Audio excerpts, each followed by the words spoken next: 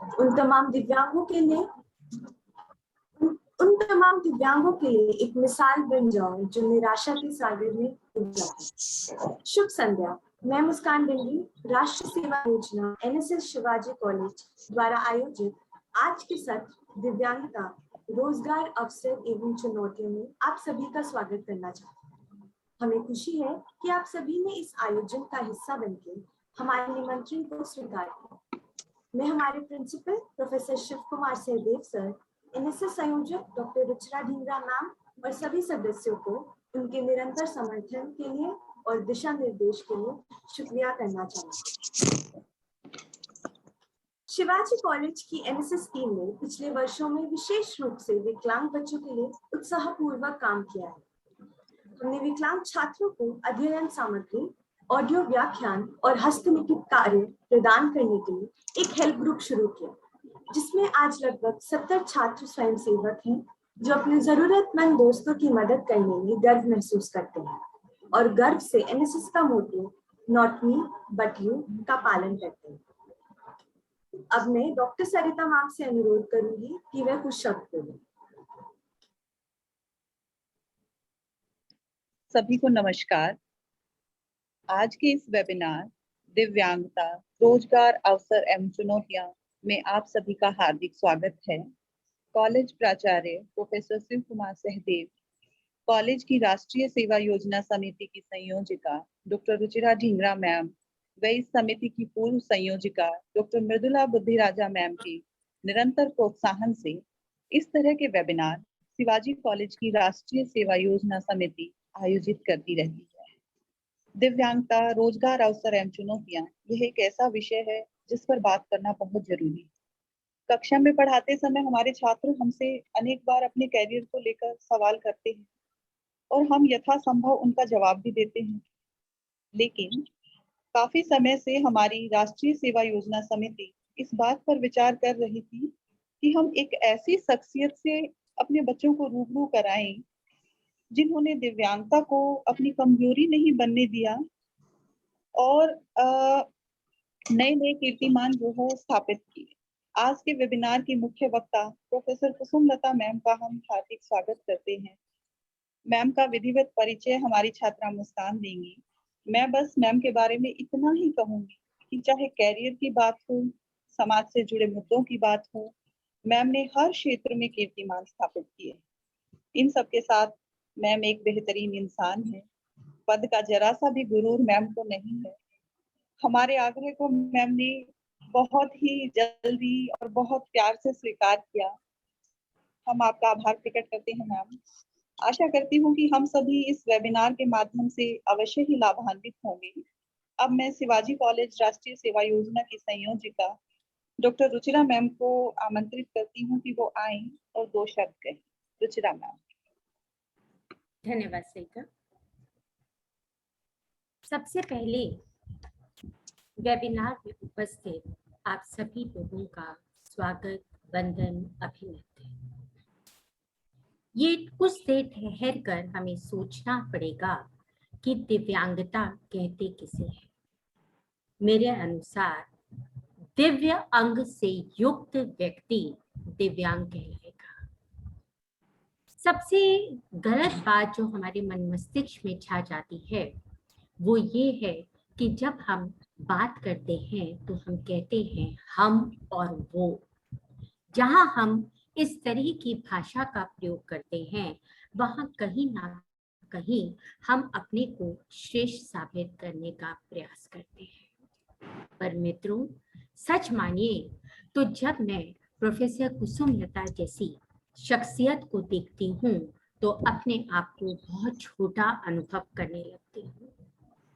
अपनी कमियों को स्वीकार करते हुए अपने जीवन में आने वाली कठिनाइयों से किस प्रकार से लड़ा जाता है, किस प्रकार से उनके ऊपर काबू पाया जाता है, उन्हें अपनी कमजोरी नहीं अपनी सफलता बनाया जाता है, ये हम उनसे सीख सकते हैं। हर व्यक्ति में कोई ना कोई प्रतिभा निश्चित रूप से ईश्वर ने दी है। हम उन प्रतिभा को नजरअंदाज कर देते हैं। दूसरा, कई बार हम क्या करते हैं कि अगर कोई दृष्टिहीन व्यक्ति हमारे सामने से गुजरता है तो हम लपक के उसका सहारा बनने की कोशिश करते हैं। हमें शायद ऐसा नहीं करना चाहिए, क्योंकि अगर हम उसको पीछे चल के उसके साथ साथ चल के अगर हम उसके साथ आगे बढ़ेंगे तो वो अपना रास्ता हमसे ज्यादा अच्छी तरह से खोज लेगा, हमें बता देगा। आज का सेमिनार इसीलिए रखा गया है कि जहां सर्व रूप से संपन्न तथा कथित हम जैसे मनुष्य इस संसार में रोजगार के लिए निरंतर संघर्ष कर रहे हैं, वहां कौन कौन से रोजगार के चुनौतियां हैं, कौन कौन सी रोजगार के माध्यम हैं जिनको हमारे इस तरह से जो दिव्यांग भाई बहन हैं उनका पालन करके उनको अपना कर अपने जीवन को उत्कृष्ट बना सकते हैं। आपका ज्यादा समय नहीं लूंगी, क्योंकि आपके साथ साथ मैं भी प्रोफेसर कुसुमलता जी को सुनना चाहती हूँ। आज बहुत दिन के बाद दोबारा से उनसे भेंट करने का अवसर मिला है। धन्यवाद। आपकी विचारणीय शब्दों के लिए धन्यवाद मैम। अब मैं हमारे बीच प्रोफेसर कुसुमलता मलिक का स्वागत कृतज्ञता के प्रतीक के रूप में गुलदस्ते के साथ करना चाहूंगी। हम आपका स्वागत करते हैं।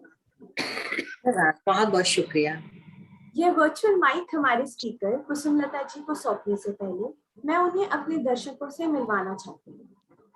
कुसुमलता मलिक जी दिल्ली विश्वविद्यालय में हिंदी विभाग में प्रोफेसर हैं तथा उन्होंने स्वयं रचित कविताओं का संग्रह और कहीं अनकहीं विकलांगता पर आधारित कहानियों का संग्रह भी लिखा है।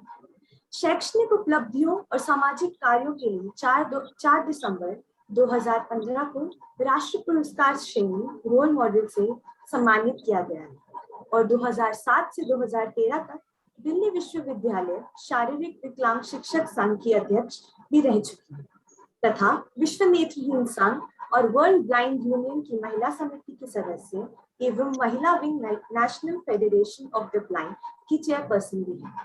बिना किसी देरी के मैं प्रोफेसर कुसुमलता जी को वक्तव्य के लिए आमंत्रित करना चाहूंगी।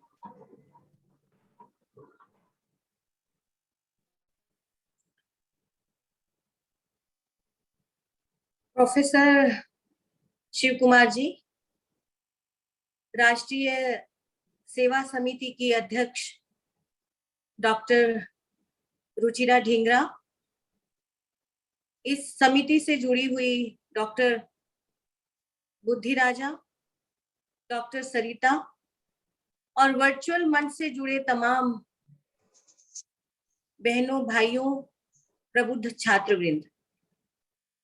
सच मानिए, डॉक्टर रुचिरा ढींगरा ने जो कहा, हम और वो, ये दो शब्द दुनिया के किसी भी समाज में उतने ही महत्वपूर्ण हुए जितना कि मनुष्य का अस्तित्व।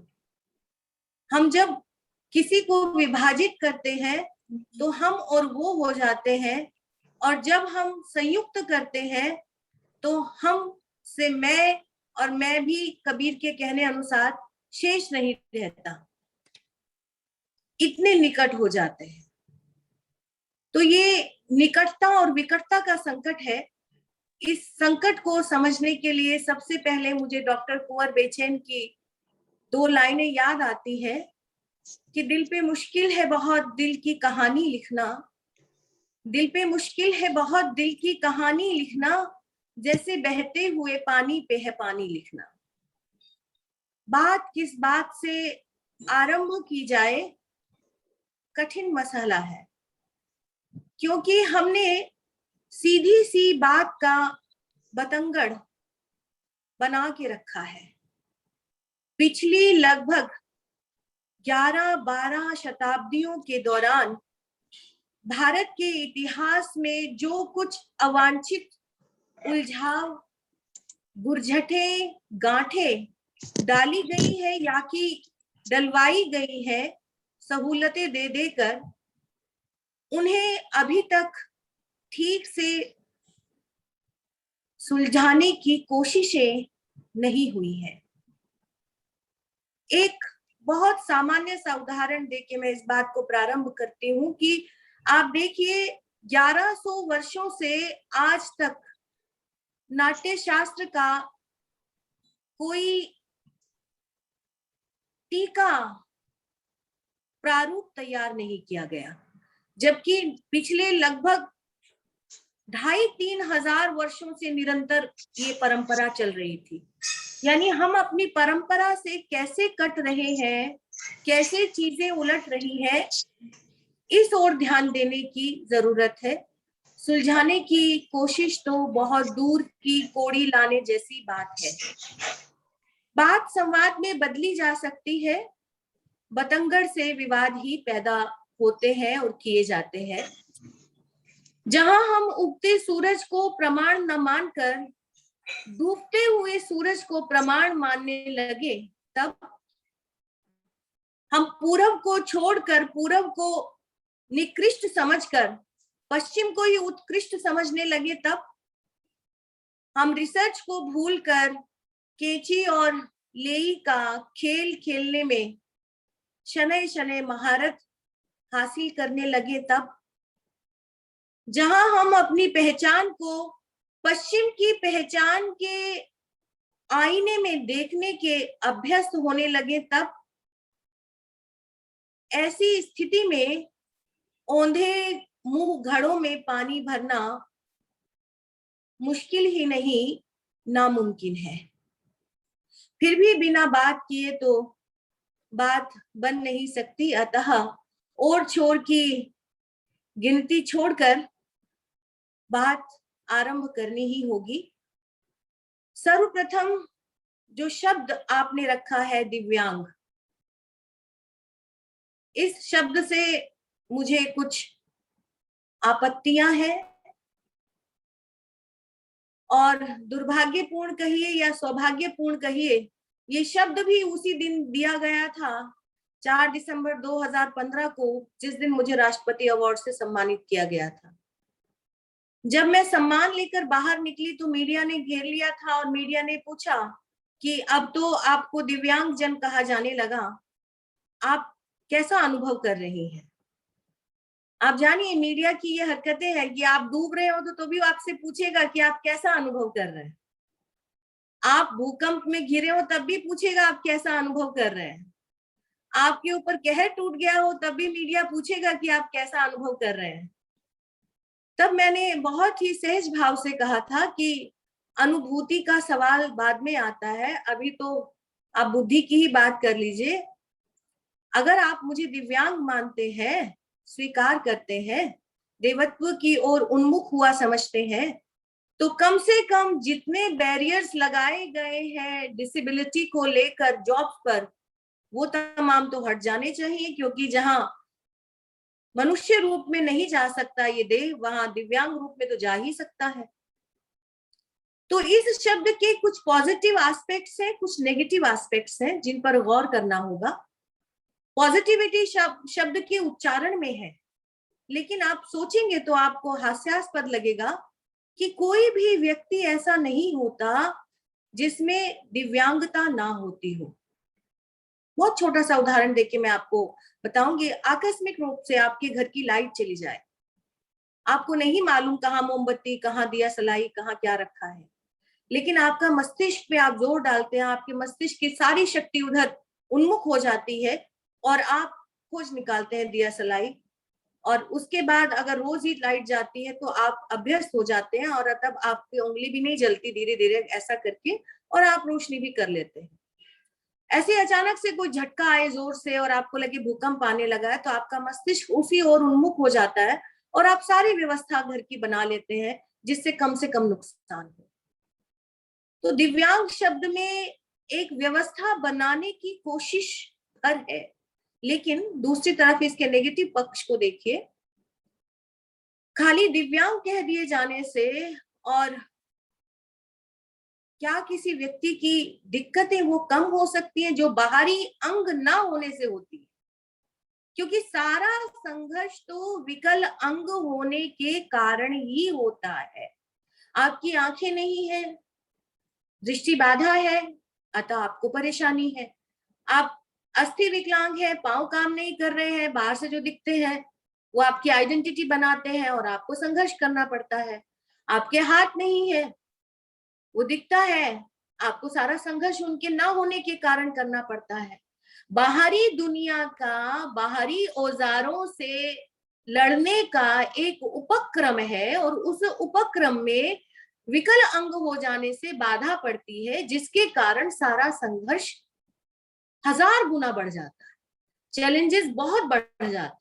और इन बढ़े हुए चैलेंजेस को आप दिव्यांग जन कह दिए जाने से, पुकार लिए जाने से कम नहीं कर सकते, क्योंकि हर एक व्यक्ति के पास एक दिव्यांगता होती है, हर व्यक्ति के पास होती है। आपका एक ऑरा काम करता है, आपकी आत्मा कितनी सशक्त है, आपका आत्मबल कितना अधिक है, आपका लड़ने का जुझारूपन कितना ज्यादा है, आपका चीजों को समेटने और स्थितियों का सामना करने का, मुकाबला करने का भीतरी जो बल है वो कितना है, इस सब पे आपका ऑरा डिपेंड करता है, जो आपकी दिव्यांगता को तय करता है। आप कितने सहज रूप में अनुमान कर लेते हैं पिछली चीजों का और निर्णय ले पाते हैं, निर्णय नहीं ले पाते हैं, ये दिव्यांगता है। ये जो दिखता नहीं है लेकिन आप सूक्ष्म भाव से कर लेते हैं, ये सबके पास होती है और इसका एक विकास करना पड़ता है। इसके विकास के लिए परिस्थितियां बहुत बार सामूहिक रूप में बनानी पड़ती हैं और बहुत बार विकट परिस्थितियों में भी ये विकलांगता बढ़ जाती है। इसीलिए विकलांगता शब्द उचित और न्याय संगत है दिव्यांगता की जगह पर, क्योंकि वो सिर्फ बाहरी आइडेंटिटी के कारण। आप कुछ भी पुकार लीजिए, आप कह लीजिए children with special needs, specially abled children कह लीजिए, लेकिन ये शब्दों का खेल भर है। आप अपने मन में उनको किस तराजू में तोलते हैं, एक दृष्टि भर से दूर से देखने पर ही। आप कहना डॉक्टर रुचिरा का कि अपने से कमतर ही समझते हैं, are they less human being और they are not human being at all. उनकी ह्यूमैनिटी में कोई असर नहीं होता, लेकिन फिर भी आप कमतर तो आंकते हैं। इसलिए बाह्यांग ना होने के कारण हमारे पैमाने छोटे हो जाते हैं और भरा जाने वाला जो जीवन है वो बहुत बड़ा होता है, अतः उसमें समाता नहीं है। और जब उसमें समाता नहीं है तो छिटक कर कहीं दूर जा पड़ता है, और यह छिटकना समाज के लिए श्रेयस्कर नहीं है, समाज में विभेद पैदा करता है, सामंजस्यता को, समाज के समन्वयता को, समाज के समायोजन को नष्ट करने में, नामुमकिन बनाने में एक भूमिका निभाता है। ये बात सभी सेगमेंट्स ऑफ सोसाइटी के लिए घटित होती है, केवल विकलांगों के लिए नहीं, SC STs के लिए भी, स्त्री के लिए भी, OBCs के लिए भी, और LGBTQAI+ कम्युनिटीज के लिए भी, जिन्हें हम लेस ह्यूमन बीइंग या मोर देन लेस अस मानते हैं। विकलांग समाज की जो ये विषमता है, इसका एकमात्र कारण इसलिए भी बड़ा है, विकलांग अधिक इसका शिकार होता है। क्यों डिस्क्रिमिनेशन का? क्योंकि सत्ता में, राजनीतिक सत्ता में विशेष रूप से उसकी भागीदारी नहीं है, जबकि SC STs की भागीदारी, हिस्सेदारी राजनीतिक सत्ता में बना दी गई है यूनिटी के कारण, उनकी ग्रुप की यूनिटी। लेकिन ये भी आप देखिए, इस बात पे गौर जरूर कीजिए कि वो यूनिटी हो जाने से इक्वालिटी नहीं आई है। आप इक्विटी के सिद्धांत पे तो चल रहे हैं, इक्वालिटी नहीं आती है। आप फिर भी टारगेट करते, उंगली उठा के कहते देखो उन्होंने अपने खाने की वहां जगह बना ली है, वो स्टाफ रूम में वो कोना उनके लिए तय हो गया है। हालांकि आप भेदभाव नहीं करते हैं, आपके ऊपर हेड ऑफ द डिपार्टमेंट भी बनते हैं, वाइस चांसलर भी बनते हैं, राष्ट्रपति उपराष्ट्रपति भी बनते हैं, हम देखते हैं, लेकिन फिर भी वो उंगली उठना बंद नहीं होता क्योंकि हम गलत शुरुआत कर रहे हैं। खैर, ये विवाद समझने के लिए पर्याप्त है, ऐसा मैं मानती हूँ। जबकि जीवन की पहचान एकत्व में, अपनत्व में, जीवन एक यूनिट है और इकट्ठा है, एक साथ है, एकम एक है। इसी पर मेरा जोर पूरे अभिभाषण में रहेगा, क्योंकि हमने ये डिवाइड करना पश्चिम से सीखा है। हमारे यहाँ कभी भी इस तरह का डिवीजन नहीं रहा है। जो हमारी थ्योरीज को, वरना आश्रम की थ्योरीज को जिस तरह से पिछले 1200 वर्षों के दौरान विकृत किया गया है, वो हमें समझना होगा। बाकी कहूं बच्चन के शब्दों में कि मिट्टी का तन, मस्ती का मन, क्षण भर जीवन मेरा परिचय, कहकर निकलने के लिए भी द्वार हमेशा खुला रहता है और लोग निकलते भी हैं। लेकिन यह निकलना, ये नजरअंदाज करना, ये दरकिनार करना, ये छोड़ देना, बच निकलने की ये प्रवृत्ति कभी भी समस्या का समाधान नहीं करती, बल्कि बच निकलने से चुनौतियां कम होने की बजाय और अधिक विकराल होती है और अधिक बढ़ जाती है। सबसे पहले मैं संविधान को लेती हूँ।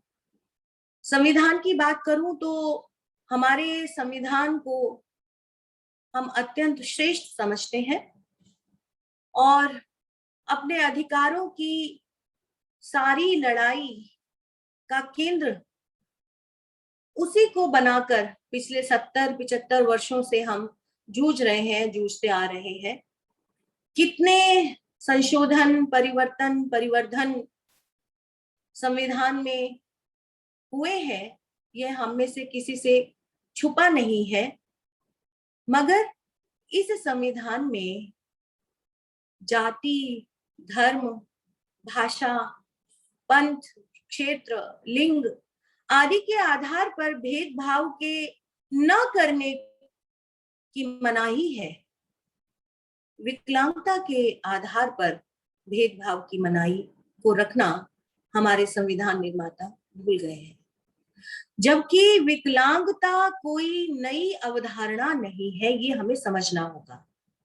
कोई आधुनिक पदबंध नहीं है।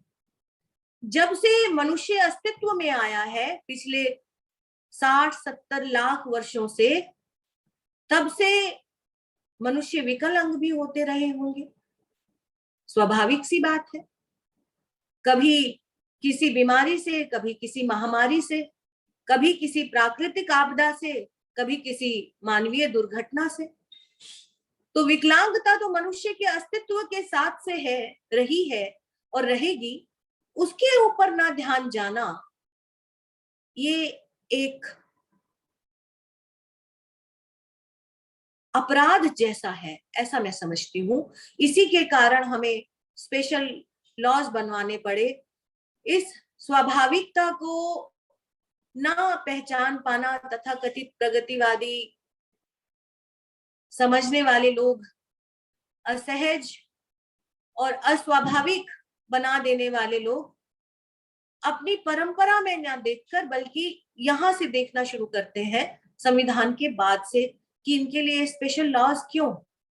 लेकिन स्पेशल लॉज की जरूरत भी हमें इन्हीं परिस्थितियों के बीच में से पड़ी और इन्हीं परिस्थितियों से मुठभेड़ करने के लिए पड़ी। स्थितियां और अधिक विकट और संकटपूर्ण हो सकती थी अगर हमारे जो 1995 का एक्ट और उसके बाद 2016 का आरपीडी एक्ट ना बना होता। तो कुछ उदाहरण मैं आपको देना चाहूंगी जिससे बात समझने में थोड़ी आसानी आपको होगी। घटना 2014 की है। 2014 में छत्तीसगढ़ राज्य में, मतलब ऐसा नहीं है कि उससे पहले ये घटना ही नहीं घटी थी। ये तो मैं कुछ हाल फिलहाल के पिछले 7-8 वर्षों के उदाहरण देके आपको बता रही हूँ कि वर्तमान स्थिति जो है वो क्या है और क्यों इतनी भयावह हो गई है। जबकि सारे कानून भी आ गए हैं, सब कुछ हो गया है। तो 2014 में छत्तीसगढ़ में पोस्ट निकली हजारों असिस्टेंट प्रोफेसर के लिए, लेकिन उसमें दृष्टिबाधितों को 1% भी नहीं दिया गया।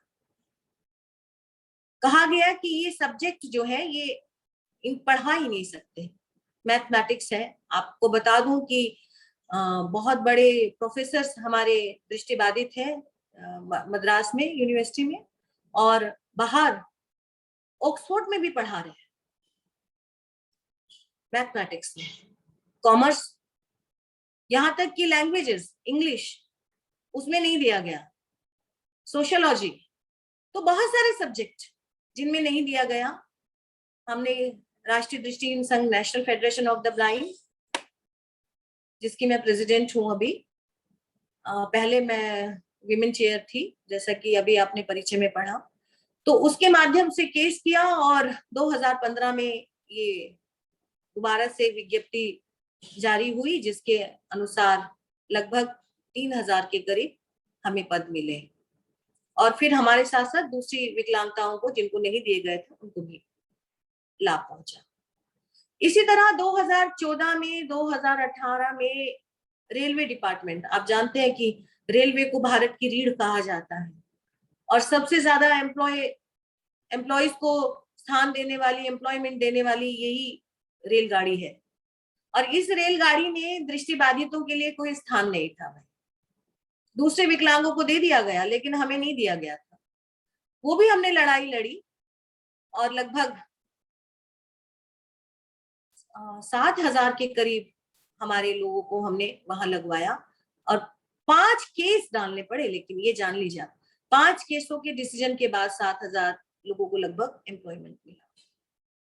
मध्य प्रदेश में भी 2017 में असिस्टेंट प्रोफेसर के पद निकाले गए, और जिसमें हमारा मूवमेंट चल रहा था कि हमें बैकलॉग 96 से चाहिए था, जो आरपीडी एक्ट 95 आया था, जो इम्प्लीमेंट हुआ था फरवरी 96 से, उसके मातहत हमारा पूरा बैकलॉग बनता था, और वो बैकलॉग नहीं दिया गया था, लेकिन वो बैकलॉग भी हटा दिया गया। और कुछ पदों में भी जो हमारी संख्या में, मतलब मान लीजिए 100 में से टोटल 4 पद आने चाहिए, और वहां पर क्योंकि डबल है, 2-2% दिया जाता है, तो 8 पद आने चाहिए राज्य के स्तर से, वहां पर डबल है, 2-2% सभी कैटेगरीज को आरक्षण दिया जाता है। तो वो डबल तो छोड़िए, सिंगल भी दृष्टिबाधितों को नहीं दिया गया, जो केस अभी भी चल रहा है और उसमें है। ऐसे ही बिहार राज्य में अभी शिक्षा नियोजन भर्ती चालू हुई थी और उसमें हमें नहीं दिया गया था। तो ये तमाम किस्से पूरे देश का किस्सा है। हमारे सेंटर में आज तक बैकलॉग नहीं दिया गया, और तो छोड़िए, दिए तले अंधेरा इतना है कि दिल्ली के मुख्यमंत्री से हम कितनी बार मिल चुके हैं, लेकिन दिल्ली में ना सिर्फ हमारा बैकलॉग भरा गया है अभी तक, बल्कि डीएसएसबी जैसे विज्ञापनों में दृष्टिबाधितों को वंचित रखा जाता है कि ये उस पोस्ट के, यहाँ तक कि क्लर्क की पोस्ट के लायक नहीं। तो ये सारा डिस्क्रिमिनेशन है, और ये डिस्क्रिमिनेशन क्यों है, क्या ऐसी समस्याएं हैं, क्या ऐसे कारण है जो इसके भीतर काम करते हैं, उन्हें हमें समझना होगा। और जब तक हम उन कारणों को नहीं समझेंगे, तब तक पूरे देश में बैकलॉग क्या कुछ भी बना बाकी रहे हम नहीं ले सकते, पूर्णतः उससे हम लड़ नहीं सकते। तो ये सबसे बड़ा कारण जो सामाजिक मानसिकता यानी सोशियो कल्चरल एटीट्यूडनल बैरियर्स जो आते हैं, इन सोशियो कल्चरल एटीट्यूडनल बैरियर्स कानून बनने के बावजूद भी, एक घटना छोटी सी बताती हूँ मैं, घटना 2017 की है, और एलआईसी में हमारे 25 साथी परीक्षा देने जा रहे थे। विवेक विहार में अर्वाचीन स्कूल में उनकी परीक्षा होनी थी, और उन्हें रिपोर्टिंग का टाइम 2 घंटे पहले दिया गया था कि आप 2 घंटे पहले आए।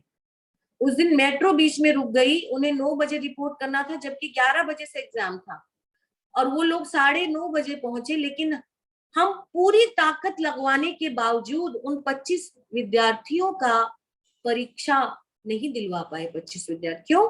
क्योंकि वहां जो परीक्षा लेने के लिए बैठा था उसका माइंड सेट ऐसा था कि आपको तो 9 बजे आना था, 9:30 बजे आए, हम लेंगे ही नहीं, पेपर ही नहीं देखेंगे। जबकि उसके पास 1.5 घंटा बचा हुआ था, वो सबके पेपर चेक कर सकते थे और उसमें किसी की व्यक्तिगत त्रुटि भी नहीं थी क्योंकि मेट्रो रुक गई थी बीच में। लेकिन ये बैरियर्स हैं। किसी भी समाज के निर्माण में जो पहली भूमिका, प्राथमिक भूमिका होती है वो होती है शिक्षा व्यवस्था की। सबसे पहले क्या शिक्षा व्यवस्था है आपकी? आपको क्या पढ़ाया जा रहा है? कंटेंट कहाँ तक मानवीय है? कंटेंट में कितना आपका अपना गौरव है, आपका अपना इतिहास है, आपकी अपनी अस्मिता का संरक्षण है? क्या अपेक्षाएं हैं कंटेंट से? कंटेंट क्या बना रहा है? हर कदम पर ये कंटेंट जो है ये एक समाज की मानसिकता का निर्माण करता है। क्या हमारे यहाँ का जो शैक्षणिक पूरा प्रावधान है, पूरा सिस्टम है, क्या वो ह्यूमन ओरिएंटेड है? मनुष्य का तो उसमें कोई पता ठिकाना ही नहीं है। यहाँ तो सिर्फ और सिर्फ व्यक्ति है, व्यक्तिवादिता है, व्यक्तिक अस्मिता है, वैयक्तिक चारित्रिक चीजें हैं, कुछ व्यक्ति की उपलब्धियां हैं, व्यक्ति की इच्छाएं हैं, व्यक्ति की आकांक्षाएं हैं, लालसाएं हैं, उनकी पूर्ति है। हम ऐसी ऐसी स्पर्धात्मक कहानियां पढ़ाते हैं, ऐसी ऐसी स्पर्धात्मक स्टोरीज बताते कि बड़ा मोरल जो है ये स्ट्रॉन्ग करेगी, वो स्ट्रॉन्ग नहीं करती है। वो एक व्यक्ति के रूप में उस ताकत को परिवर्तित करती है जो एक समाज में जानी चाहिए। उसके लिए सर्वोपरि होने की जो स्थितियां हैं वो व्यक्ति के रूप में बन जाती हैं। फिर इसी व्यक्ति से पूरी भिड़ंत होती है। इस भिड़ंत में समाज पीछे छूट जाता है, व्यक्ति ऊपर उठ जाता है। इसलिए तो आप देखते हैं कि व्यक्ति के डंडे चलाने से सारी सत्ताएं चलती हैं, क्योंकि शिक्षा व्यवस्था में वो डंडा हमें थमाया गया है, उस डंडे का निर्माण किया गया है। वो उचित है या अनुचित है ये सोचने का अवकाश हमें नहीं दिया गया है। तो ये जो सारा परिवेशगत सत्य है, इस सत्य से उस सामाजिक संरचना का निर्माण होता है जिसके भीतर हम डिस्क्रिमिनेशन को खारिज करना चाहते हैं। समाज की सारी नैतिकता, समाज की सारी व्यावहारिकता शिक्षा से तय होती है, और शिक्षा आज तक हमारी अपनी नहीं है।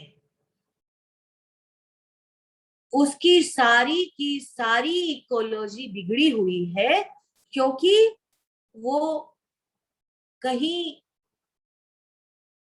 पूरी तरह से मैकॉले की पद्धति को लिए हुए है, कहीं मार्क्सवादी स्पेक्ट्रम को लिए हुए है, कहीं उदारतावादी पाठ को लिए हुए है, कहीं पश्चिमवादी सत्यता को जो किसी रूप में कहना चाहिए एक पक्ष है को लिए हुए है, कहीं हिंदूवादी कट्टरता को लिए हुए है, जो मेरी दृष्टि में शब्द एग्जिस्ट ही नहीं करता।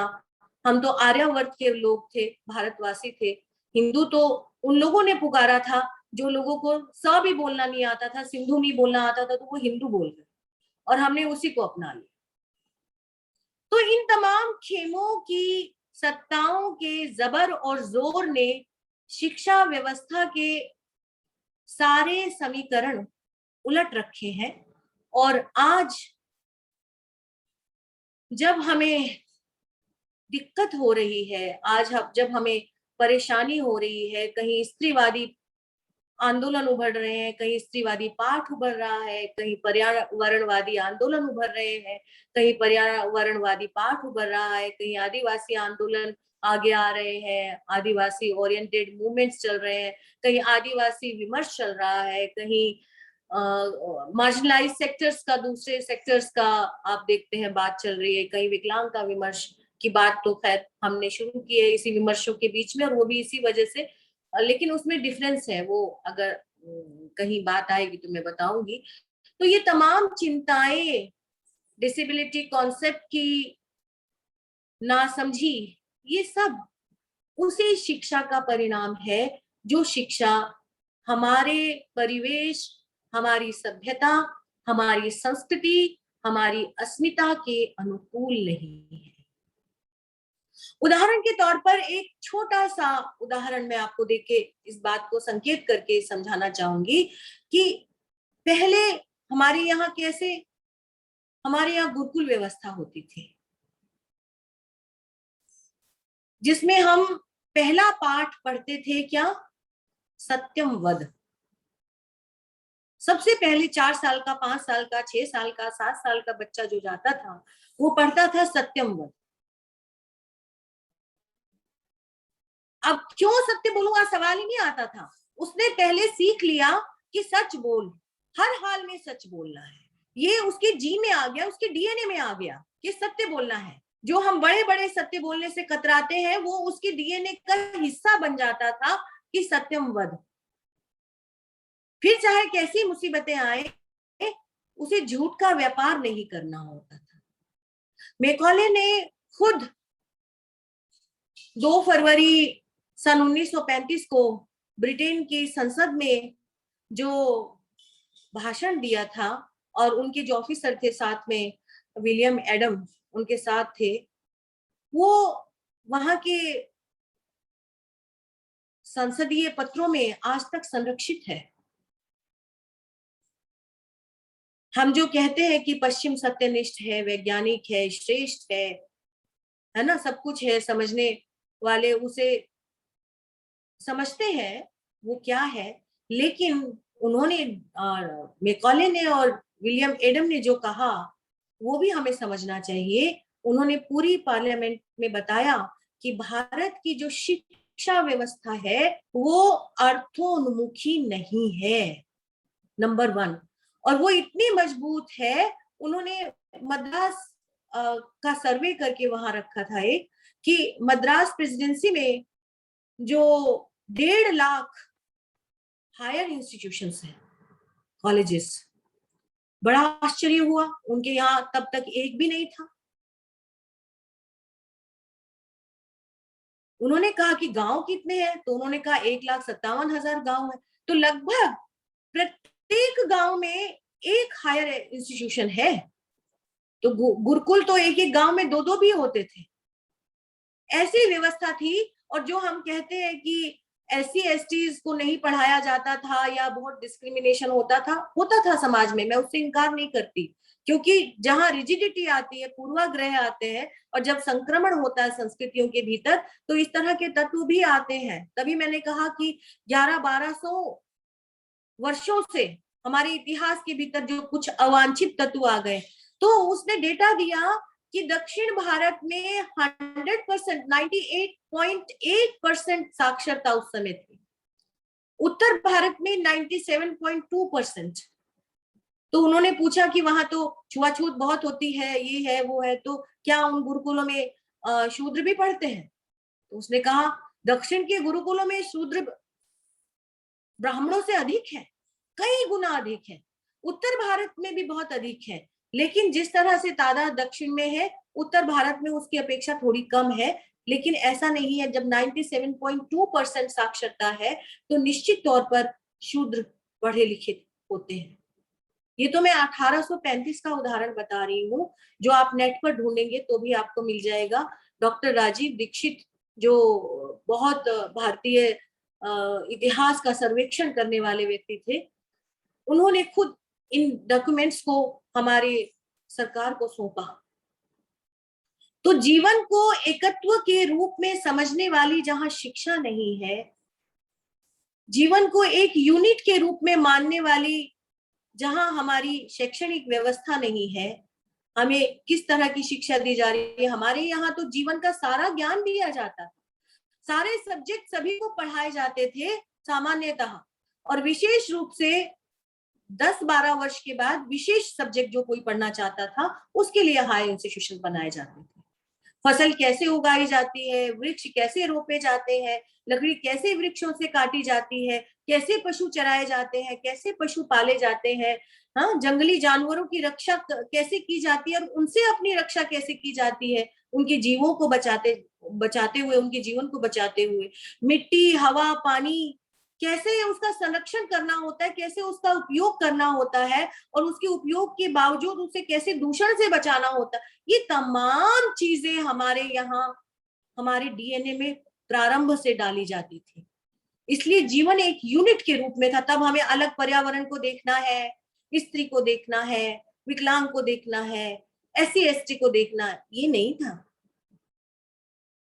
तो यहां से वो डिस्क्रिमिनेशन उभरता है, जहां आपको उन्होंने कहा आप हीन है, आप हीन हो गए, आप में लड़ाई है, आप में लड़ाई हो गई, आप भेदभावपूर्ण स्थिति रखते हैं, आप में भेदभाव हो गया, आपको कहा कि आप एक दूसरे को हीन समझते हैं, आपने एक दूसरे को हीन समझना शुरू कर दिया, आप छोटे हैं, आप बड़े हैं, आप श्रेष्ठ हैं, आप कमतर हैं, वगैरह वगैरह। ये सारा डिस्क्रिमिनेशन पिछले 1100-1200 वर्षों में दिन प्रतिदिन बढ़ा है, आया है। हमारे यहाँ रिसर्च नहीं होती, हम दूसरों की रिसर्च में से रिसर्च करते हैं, उनकी रिसर्च में से निकाल कर उसको कैंची और लेई के खेल से अपना बनाते हैं, तो हमारे यहाँ वास्तविक स्थितियों का पता या बोध कैसे चले। ऐसे तो कौन व्यक्ति क्या काम करे, ये हमारे यहाँ तय होता था और व्यक्ति की रुचि के आधार पर, व्यक्ति के जन्म के आधार पर नहीं होता था। ब्राह्मण सभी नहीं बन जाते थे, सभी कोई रचना नहीं कर लेते हैं। ब्राह्मणों को हर तरह की सहूलियतें देना गृहस्थों का काम होता था, ताकि वो बौद्धिक श्रम करते रहें और समाज उस बौद्धिकता पे टिका रहे। आज क्या है, उल्टा है। सत्ता में कोई भी मिनिस्टर आता है, कैसे हमने पैटर्न अपना लिया है कि जिसने कभी एक औजार नहीं उठाया रक्षा मंत्री, जिसने कभी एक किताब नहीं पढ़ी वो आपका शिक्षा मंत्री। ऐसे आप देख लीजिए जो IAS बनते हैं, कैसे कैसे हम IAS को कहाँ कहाँ तबादला दे देते हैं, क्या क्या रूप सौंप देते हैं, हाँ, कौन सा DM बना देते हैं, कौन सा CM बना देते हैं, सारा खेल है, जबकि उसके पास वो योग्यताएं नहीं है।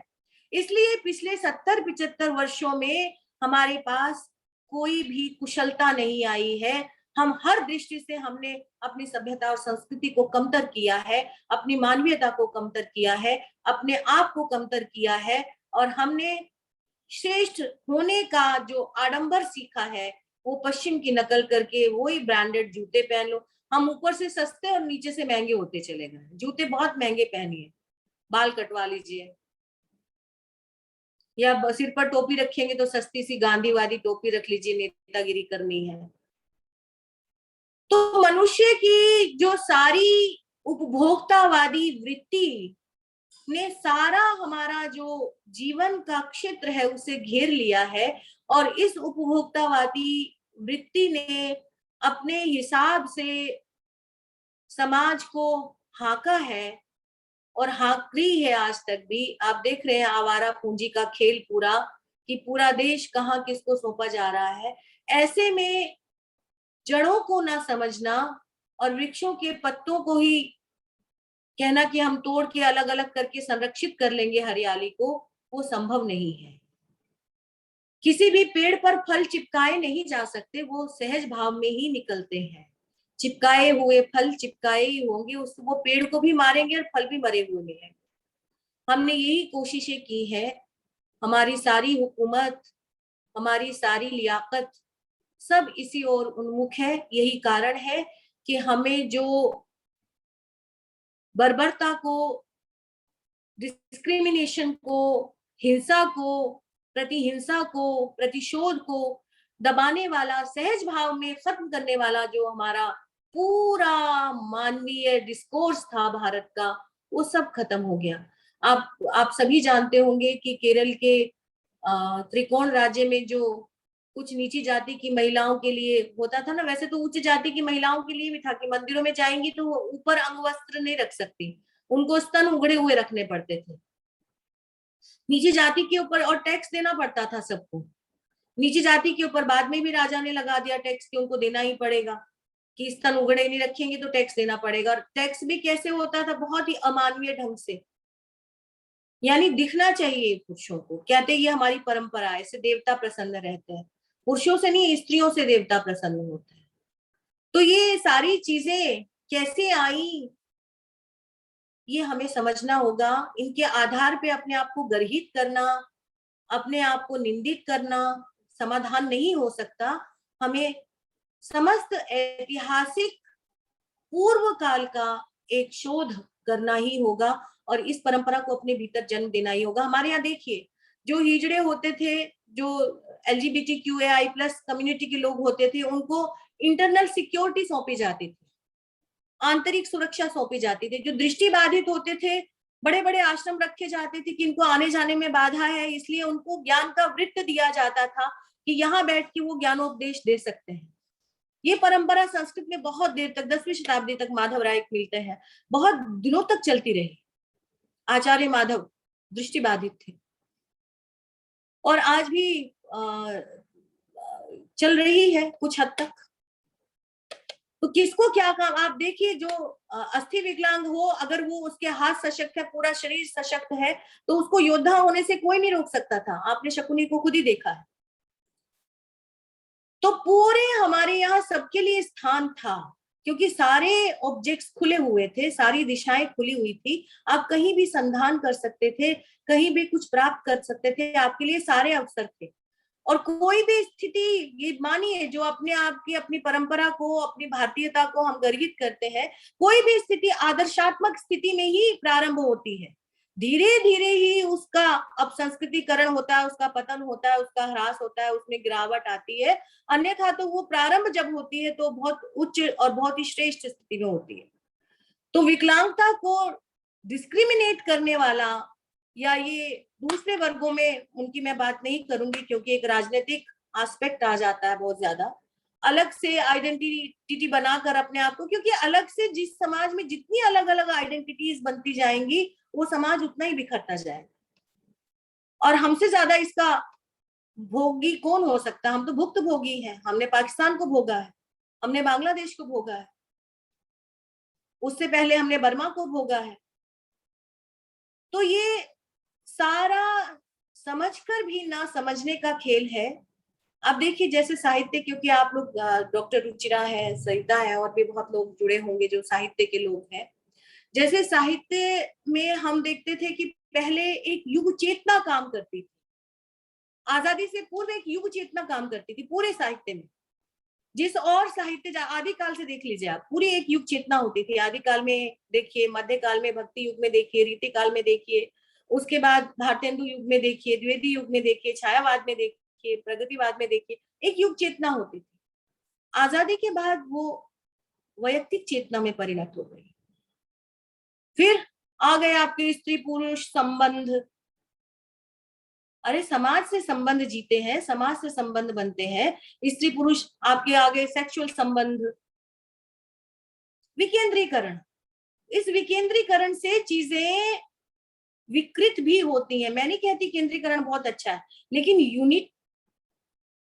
एक यूनाइटेड होना, एक यूनिटी में होना, एक साथ समझना, एक एक चीज को अलग अलग तोड़कर नहीं, जोड़कर समझना भी एक उपचार होता है। और हमारी सभ्यता और संस्कृति ऐसी ही रही है।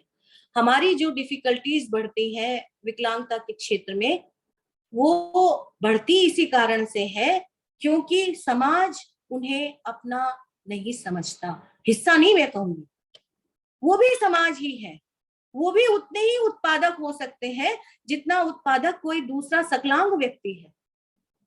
मनुष्य का जो बच्चा होता है वो सबसे ज्यादा निरीह रूप में इस धरती पे जन्म लेता है, सबसे ज्यादा निरीह।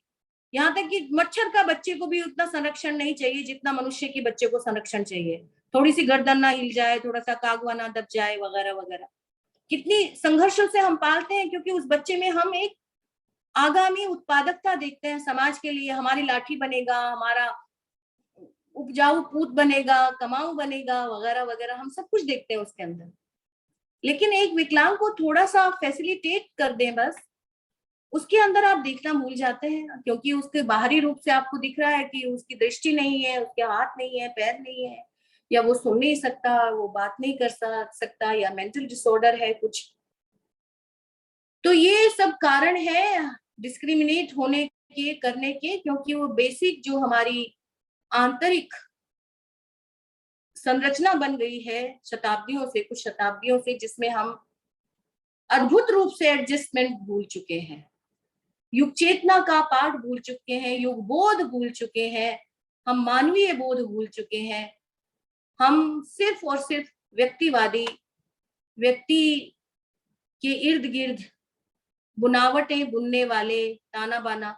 किसी भी इंस्टीट्यूशंस में आते हैं तो हम सोचते हैं कि हम कहाँ तक जा सकते हैं, इस इंस्टीट्यूशन का एक व्यक्ति कैसा उपयोग कर सकता है, कौन कौन सी चीजें पा सकता है इसके माध्यम से। मैं इस पद पर आ गया या आ गई तो मैं कहाँ कहाँ जा सकती हूँ। अपने को और अधिक व्यापक और अधिक फैलाव में लाने की तो हम सोचते हैं, उस इंस्टीट्यूशन को मैं क्या दूं, उसको कैसे मैं स्ट्रेंथन करूं, उसको कैसे मैं मजबूत करूं, ये करना हम भूल जाते हैं। और क्योंकि ये हमारे डीएनए में आ चुका है शताब्दियों से, हमारे पुरखों से, तो इसीलिए आजादी के बाद का सारा स्पेक्ट्रम एक बिखराव में है, खंड खंड में है, एक बिखरने में है। उसकी यूनिटी दिखनी है। हमें आज एकता के लिए पुकारना पड़ता है, एक हो जाओ। आज हमें सबको इकट्ठा करने के लिए समझाना पड़ता है, जबकि हमारे यहाँ कभी भी ऐसा समझाना नहीं हुआ। एक को आवाज दी जाती थी, पूरा गांव इकट्ठा हो जाता था। अभी भी कुछ पिछड़ी जातियों में आप देखोगे ये यूनिटी है, उनको पुकारना नहीं पड़ता। एक पर संकट आता है तो सब खड़े होते हैं, ये हमारा बल होता था। लेकिन आज हम निबल हो गए हैं, निर्बल हो गए हैं, क्योंकि हमने सारा बल तो वैयक्तिक आकांक्षाओं की पूर्ति में लगा दिया है। परिणामतः व्यक्ति श्रेष्ठ हो गया है, समाज तुच्छ हो गया है, एक हीन हो गया है, एक अपर हो गया है, और मापदंड जो है वो देह बन गई है। और जब देह मापदंड बनती है तो डिसेबिलिटी तो डिस्क्रिमिनेटेड होगी ही होगी। विकलांग की चुनौतियां बढ़ेंगी ही, कम नहीं होंगी, क्योंकि विकलांगता के बावजूद उसे समाज में अपना स्थान बनाना है। उसके अवसर कमतर ही होंगे, अधिक नहीं हो सकते। कानून लाने से भी उसको वो जगह नहीं मिल सकती, वो समायोजन समाज में संभव नहीं हो सकता, क्योंकि सबसे बड़ा बैरियर जो है वो एटीट्यूडनल बैरियर्स है, और वो एटीट्यूड हमारा बन चुका है। हम कर्म की श्रेष्ठता नहीं देखते, हम कर्म का निर्णायक बन जाते हैं। हम दूसरे को स्वतंत्रता नहीं देना चाहते, खुद सारी स्वतंत्रता का उपभोग करना चाहते हैं। हम समानता की बात करते हैं और डिस्क्रिमिनेट करते हैं। हम सुविधा भोगी खुद होते हैं और दूसरों से वंचना की बात करते हैं। तो ये जो दुचित्तापन है हमारा, ये जो माइंड सेट है हमारा, ये सबसे बड़ी प्रॉब्लम है। किसी भी सेगमेंट को सोसाइटी के इंक्लूजन के लिए हमें तैयार खुद को करना होगा। सबसे पहले हमें अपने आप को, अपना वैयक्तिक बोध बदलना होगा। उस वैयक्तिक बोध से आपका धीरे धीरे परिवेशगत बोध बदलेगा, युग बोध बदलेगा, युग चेतना बदलेगी, तब जाकर कहीं हम इंक्लूजन कर पा सकते हैं अपने समाज का। तब जाकर हम समान अवसर। देखिए रामेश्वरम का जो पुल बना था, उसमें गिलहरी के योगदान को भी हम याद करते हैं, हाँ, और हम भूल जाते हैं कि डिसेबल व्यक्ति भी योगदान कर सकता है। हम भूल जाते हैं। हमें साथ चलना, और जिस बात की बात कर रही थी डॉक्टर रुचिरा, साथ चलना होता है तो हम दूसरों को इशारा करते हैं, स्टूडेंट को इशारा करेंगे, भले वो टीचर है, कि उनको ले जाना जरा, खुद नहीं चलना। हम उनके साथ चलने में फिर अपने आप को समझते हैं, तुच्छ समझते हैं, हीन बात समझते हैं। कहीं ना कहीं हमारे मन में ये ग्रंथि काम करती है। हम जब मान लीजिए आपकी पार्टी चल रही है कॉलेज में, तो आप कहेंगे आप क्या खाएंगे, आप ये नहीं कहेंगे चलिए आप आइए हम दोनों खाना सर्व करते हैं, अपने साथ ले जाएं, उनके हाथ में प्लेट पकड़ाएं अपने साथ, कि मैं आपका भी डाल देती हूँ या डाल देता हूँ, अपना भी डाल लेती हूँ, डाल देता हूँ। ये समानता का व्यवहार नहीं करेंगे। आप बैठ जाइए, गिर जाएगा, जैसे कि वो तो जीवन चलाते ही नहीं है, सारा जीवन तो आप ही चला रहे हैं बस। तो ये तमाम चीजें हैं छोटी छोटी, हमारे पूरे वाङ्मय में मैं देखती हूँ अगे सरीखे लेखकों की जो लोकप्रियता का राज है, वो कवि से अधिक मनुष्य होने में है, मनुष्य बनने के दावे में। मनुष्य के रूप में जब कोई चुनौती आगे सरीखे लेखकों को मिली तो उन्होंने कविता की अपेक्षा कविता ना लिखकर बल्कि यथार्थ जीवन में, यथार्थ कर्म में, चाहे वो जेल जाना हो, क्रांतिकारी रूप में बम बनाना हो, चाहे वो सेना में अपने आप को दीक्षित करना हो, उसको स्वीकार किया। यानी रचना की पूर्णता और जीवन की पूर्णता में जब कभी चयन होता तो हमारे स्वतंत्रता से पूर्व के तमाम साहित्यकारों ने जीवन की पूर्णता का चयन किया, जबकि आज हम देखते हैं कि हम वैयक्तिक उत्कृष्टता दर्शाने का चयन करते हैं और बड़े गर्व से लोग बताते हैं कि मैंने बड़ा संघर्ष किया। इस धरती पर कोई ऐसा जीव है जिसने संघर्ष ना किया हो? मैंने संघर्ष किया, ये तो आपने देखा। दूसरे के संघर्ष को आत्मसात करने की ताकत कहाँ गई? जो ये समझे कि मुझसे अधिक संघर्ष किसी दूसरे ने किया होगा या कर रहा होगा, क्योंकि उसके पास ये उपकरण नहीं है। जिसके पास आंख और हाथ नहीं है उसका संघर्ष अधिक बड़ा होगा। जिसके पास आंख, हाथ और पैर भी नहीं है उसका और अधिक घना होगा। जिसके पास जबान भी नहीं है उसका और अधिक घना होगा। हम इस घनीभूत पीड़ा को कहाँ आत्मसात कर पाते हैं? हमें अपनी ओर मुंह करना होगा एक बार फिर से। हमें अपनी पूरी ऐतिहासिक परंपरा की खोज करनी होगी, उसमें निकलना होगा खोज में, और हमें अपने आप को, अपनी संस्कृति, अपनी सभ्यता, अपने इतिहास, अपनी अस्मिता में स्वयं को प्रतिष्ठित करना होगा। देखना होगा उसमें कमियां ना रही हो। ऐसा मैं नहीं कहती हूँ कि सब कुछ श्रेष्ठ ही रहा हो, नहीं, सब कुछ श्रेष्ठ तो हो ही नहीं सकता। कुछ ना कुछ तो गंदला होता है, तभी सभ्यताएं आगे बढ़ती है। तो गंदले को साफ किया जा सकता है, लेकिन इसका मतलब ये नहीं कि मैं अपने श्रेष्ठ को भी नकार दूं सिर्फ इसलिए क्योंकि दूसरा कह रहा है, दूसरा मुझे कमतर आंक रहा है। बड़ा बड़ा कहा जाता है, बहुत जोर शोर के साथ कहा जाता है कि पश्चिम ने विमान बनाया, ये बनाया, वो बनाया। उनकी कथाओं में क्यों नहीं आ गया है? हमारे यहाँ तो पूरे वाङ्मय में। और फिर वंशावलियां हमारी कहाँ से आ गई? हम पूरा जन्म दिवस मनाते हैं अपने बड़े बड़े जो हमारे नेता रहे हैं, नायक रहे हैं, युग पुरुष रहे हैं, उनके मरण दिवस जानते हैं हम उनके। ऐसे ही क्या मिथक होता है? हम भी फिर मिथक कहने लगते हैं पश्चिम की नकल पर। तो ये सारा खेल जो है माइंडसेट का है। हमें इस माइंडसेट को चेंज करना होगा, तभी हम अपनी चुनौतियां कम कर सकते हैं। और जब हम अपनी चुनौतियां कम करने की ओर उन्मुख होंगे तो हम दूसरों की चुनौतियां भी कम कर पाएंगे। तभी जब हम अपने लिए अवसरों की दिशाओं का संधान करेंगे तभी हम दूसरों को उन्मुक्त दिशाएं दे सकेंगे। ये सबसे पहले शुरुआत आत्म शुरुआत होती है, अपने आप से शुरुआत होती है। आपने मुझे इतने प्यार पूर्वक सुना, इसके लिए बहुत बहुत शुक्रिया। प्रश्न आमंत्रित है। इतने ज्ञानवर्धक सत्र के लिए धन्यवाद मैम। अब मैं हमारे दर्शकों से अनुरोध करूंगी कि वे खुद को अनम्यूट करके मैम से प्रश्न पूछ सकते हैं।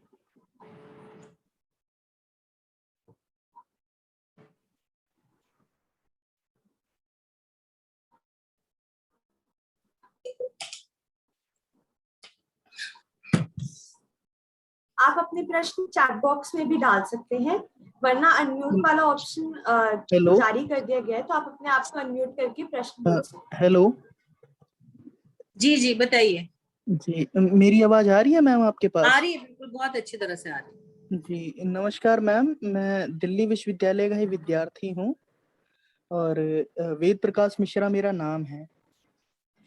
मैम विकलांग जनों के आधार पे मेरा एक ये प्रश्न है, जो कि आपने इस नाम को ही थोड़े से इसके अंदर जो विकार या जिस प्रकार की भावना आम जन मानस समझता है वो आपने दूर किया मेरे मन से। लेकिन मैम दिव्यांग व्यक्ति या विकलांग व्यक्तियों के साथ में एक ये दिक्कत बहुत बड़ी आती है कि अगर वो किसी से प्रेम करते हैं जो सामान्य व्यक्ति होता है, या फिर सामान्य व्यक्ति किसी विकलांग व्यक्ति से प्रेम करता है, तो वो आपस में एक समन्वयता नहीं ला पाते हैं। वो कहीं ना कहीं या तो विकलांग व्यक्ति हीन समझ लेता है खुद को, या तो जो एक शारीरिक रूप से सही व्यक्ति होता है वो अपने आप को थोड़ा उच्चतर मान लेता है। ऐसी कुछ दोराही की स्थिति बन जाती है। तो ऐसा मैम इसको पाटने के लिए क्या कर सकते हैं हम? देखो वेद, ऐसा होता है बेटा कि प्रेम में तो दो होते ही नहीं है। वो प्रेम नहीं है, वो एडजस्टमेंट ही आप कर रहे हैं।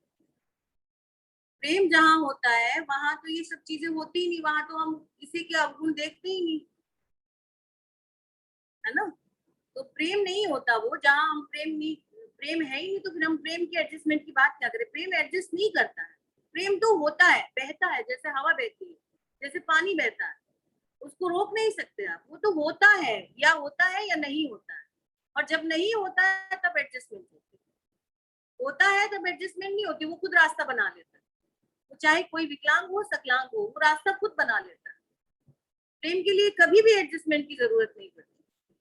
नियत अपने आप साफ हो जाती है। प्रेम तो बहता है, हवा की तरह, पानी की तरह, आंधी की तरह, तूफान की तरह।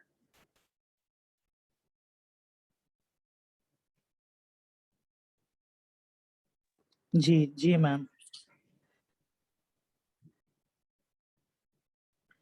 तो मैम इसका क्या हम ये भी एक मतलब समझ सकते हैं कि जो ऐसा कहते हैं कि हाँ हमारी कमियों के कारण हम मिल नहीं सके या ऐसा, तो क्या वो उनकी मतलब कि एक वो जो इंफीरियरिटी कॉम्प्लेक्स है। कॉम्प्लेक्स में, किसी भी कॉम्प्लेक्स में आप प्रेम नहीं कर सकते। हर कॉम्प्लेक्स से इतर है, प्रेम अलग है। और आजकल कहाँ हम प्रेम करते हैं बेटा। प्रेम तो बहुत बड़ी चीज है। आजकल तो एडजस्टमेंट ही करते हैं। रोज तो गर्लफ्रेंड बॉयफ्रेंड बदलते हैं बच्चों के। और अगर किसी का किसी कहना चाहिए सकलांग का विकलांग के साथ अगर प्रेम होता है, तो वो अगर प्रेम होता है तो होता है। इसीलिए इतने लोग विकलांगों के साथ शादी करके बैठे हुए हैं और उनमें कहीं कोई इस तरह की भावना नहीं है, चाहे पति हो चाहे पत्नी हो, वो उस भावना से बहुत ऊपर है। हेलो जी जी, नमस्कार कुसुम मैम। मैं डॉक्टर रवि बोल रही हूँ और मैंने आपको बहुत टाइम तक डिपार्टमेंट में देखा है। मैंने वहाँ से एमफिल और पीएचडी किया है हिंदी डिपार्टमेंट से मैम। जी जी।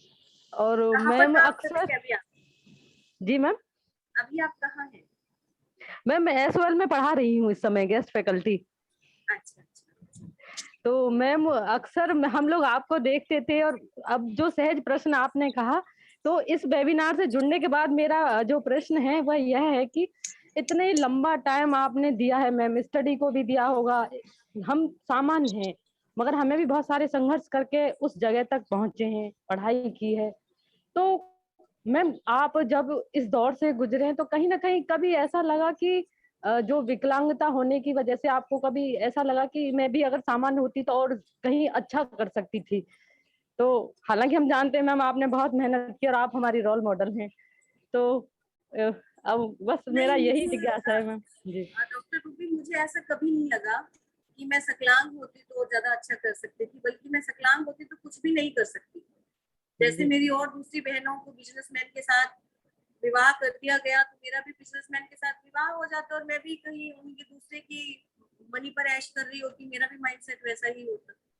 ये जी तो अपने आत्मा पर काम करने, अपने आप पर काम करने का नतीजा होता है कि हम अपना एक अलग ओरा बनाते हैं, अपनी एक अलग जगह बनाते हैं, अपना एक अलग व्यक्तित्व तैयार करते हैं। ये सिर्फ अपने ऊपर काम करने से होता है। और मैंने शुरू से, मेरी माँ ने मुझे इसी तरह से ब्रॉटअप किया है और मैंने शुरू से अपने ऊपर काम किया है।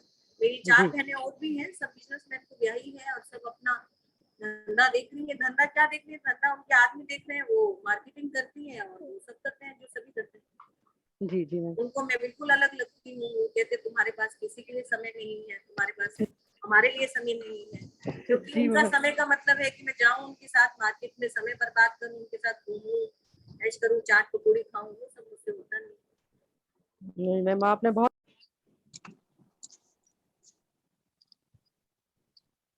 नमस्ते मैम, मैं डॉक्टर विकास बोल रहा हूँ। हाँ नमस्ते विकास, कैसे हो? मैम मैं ठीक हूँ। सबसे पहले तो आपका बहुत बहुत धन्यवाद मैम, आपने हमारे बच्चों को मार्गदर्शन किया। और जो विकलांग शब्द है और तुम्हारे दिव्यांग बच्चों को शब्द ही किया, तुम्हारा नहीं किया। पीएचडी भी मैं मेरे साथ है भाई। मैम आपके साथ तो मेरे को 3 साल कहते हैं ना कि वो मार्गदर्शन का मौका मिला, तो आज मेरे विद्यार्थियों को भी मिला। मैम मैं क्या थोड़ा सा सवाल है आपका? जी मैम ये जो न्यू एजुकेशन पॉलिसी आई है, कुछ बच्चों ने भी मेरे से सवाल पूछा था, तो मैंने कहा था कि मतलब एक दो बच्चे अभी वो जुड़ भी नहीं पाए मैम, कोई पता नहीं किस वजह से नहीं जुड़ पाए, तो वो ये पूछना चाह रहे थे कि मैम जो न्यू बेटा मैं एजुकेशन। आपका सवाल समझ गई हूँ। मैं कोई ज्यादा विवाद में नहीं पढ़ूंगी क्योंकि ये पूरा एक और व्याख्यान की मांग करता है। न्यू जी जी एजुकेशन पॉलिसी मैं सिर्फ एक शब्द कहूंगी कि ये शराब पुरानी है, पैकेजिंग नहीं, बस। कोई खास बदलाव नहीं है। पैकेजिंग बदलने से कभी कुछ नहीं बदलता। जी जी ठीक है मैम, धन्यवाद ma'am. Ma'am, there is a question in the chat box that not just jobs, university admission and scholarship is a struggle as well. How we can stand and fight for our rights? क्या जोर से बोलो थोड़ा सा। Ma'am, question है chat box में कि not just jobs in university admission and scholarship is a struggle as well. How we can stand and fight for our rights?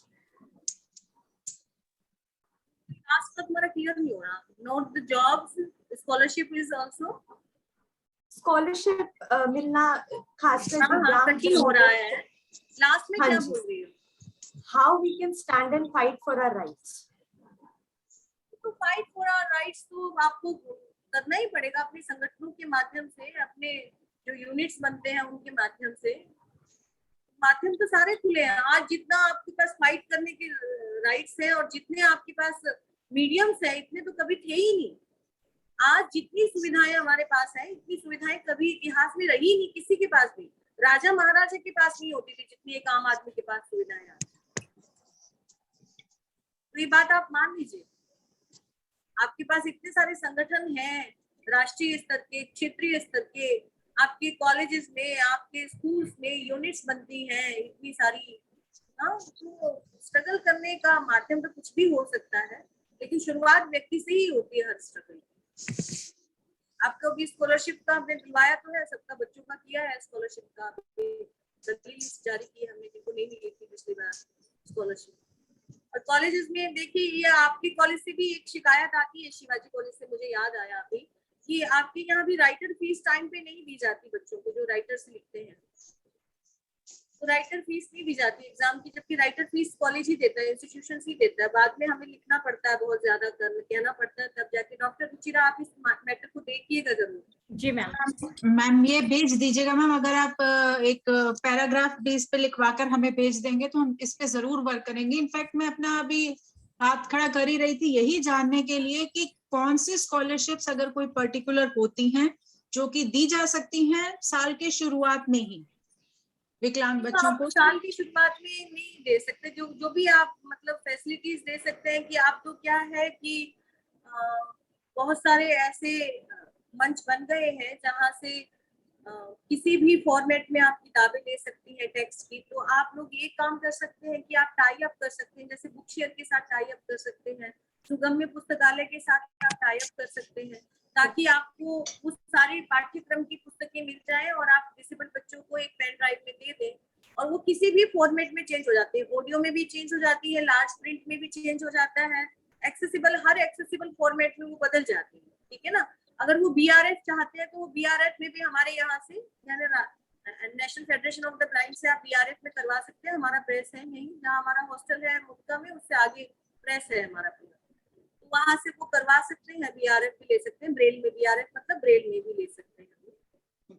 तो आप टाई अप कर लेंगे तो ज्यादा अच्छा है। इसमें मैं थोड़ी बहुत हेल्प कर सकती हूँ आपकी, क्योंकि मैं चाहती हूँ कि उनका अंदर से ही इनबिल्ट जो बने ना, वही मजबूत बने, उनका व्यक्तित्व अंदर से बने, मजबूत बने। और वो तभी बन सकता है, ये नहीं कि मैम हमें ये दे दो वो दे दो से नहीं होता। वो जब वो पढ़ेंगे, जो पढ़ना है, जिससे गुजरना है, उससे गुजरेंगे, तभी वो जान पाएंगे कि ताकत कैसे हासिल होती है। जी मैम। धन्यवाद मैम इस प्रेरक सत्र के लिए। मुझे यकीन है कि ये सत्र हम में से कई लोगों के लिए प्रेरित रहा होगा। अब मैं डॉक्टर मृदुला मैम से अनुरोध करती हूँ कि वह धन्यवाद ज्ञापन के लिए। मैम कहाँ से शुरू करूं? सबसे पहले तो मैं आपको बताना चाहूंगी कि मैम आप आप में इतना ज्ञान है। मैं लिख रही थी और आप बोलते जाते थे, मैं लिखते लिखते मेरे हाथ थक गए और फिर तब तक आप बहुत आगे बढ़ जाती थी, तो मैं सारे नोट्स लिख भी नहीं पाई। इतना कुछ आज मैंने सीखा। जो आपने बताया कि जीवन की पहचान एकत्व में और अपनत्व में है, ये कहीं ना कहीं हम सबको समझना होगा। एनएसएस में भी कहते हैं नॉट मी बट यू। एक इंसान अकेला खुश नहीं रह सकता, जब उसके आसपास सभी खुश होंगे तभी वो इंसान भी खुश रह सकता है। आपको बहुत नॉलेज है और मुझे लगता है कि हमें आपको कई बार बुलाना पड़ेगा, तब हम जाकर कुछ फायदा आपका उठा पाएंगे। एक सेल्फिश सी बात कर रही हूं मैं। इस 1 घंटे में आज मतलब one of the most amazing lectures that I have attended in recent times. एक और बात क्या आपने ये कहा, सत्यम वद। जब बच्चों को 5 साल की उम्र से ही सिखाया जाता था सत्यम वद, और जब वो 10 साल की उम्र तक रोज ये सीखेगा तो ये उसके डीएनए में बस जाएगा। ये बात मुझे लगता है कि आज भी हमें अपने बच्चों को, हाँ ये मैं मानती हूँ कि हमारी एजुकेशन जो है आज बच्चों को मॉरल एजुकेशन नहीं दे रही है, वो सिर्फ उन्हें ये सिखा रही है कि कैसे मटेरियलिस्टिक चीजें अटेन करनी है, बट कैसे एक कंप्लीट ह्यूमन बीइंग बनना है, ये हमारा एजुकेशन सिस्टम आज नहीं सिखा रहा है। तो जो हमें चेंजेस लाने हैं, जो हम बदलाव की इच्छा रखते हैं, वो तभी होगा जब हमारे एजुकेशन सिस्टम में शुरुआत से चेंजेस आएंगे।